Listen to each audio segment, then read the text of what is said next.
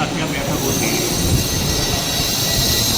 તો ભારતીય જનતા પાર્ટી આપેલા કાર્યક્રમ પ્રમાણે દરેક શહેર તાલુકાની અંદર જે આપણા મહાન પુરુષોના સ્ટેચ્યુ છે એનું સ્વચ્છતા કરવાનું, એને પુષ્પાંજલિનો કાર્યક્રમ અને વિશાળ સંખ્યાની અંદર તિરંગા યાત્રાનું આયોજન પણ દરેક મંડળમાં કરવાનું.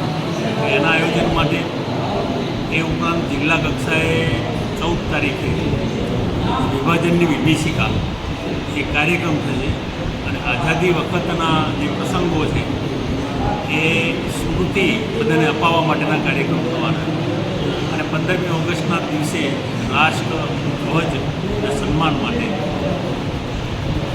એ કાર્યક્રમ જે થવાનો છે રાષ્ટ્રધ્વજ ફરકાવવાનો કાર્યક્રમ એમાં પણ વિશાળ સંખ્યાની અંદર કાર્યકર્તા બધા ઉપસ્થિત રહે એના આયોજન માટેની આજની બેઠક છે. દરેક ઘર ઉપર તિરંગા લગાવવામાં આવે એના માટે પૂરતી સંખ્યામાં તિરંગા આપી અને દરેક ઘરે તિરંગા ફરકતા થાય એના આયોજન માટેની આ બેઠક. આપનો પરિચય? રમેશભાઈ સિંધાવ, મહામંત્રી, પાટણ જિલ્લા ભાજપ.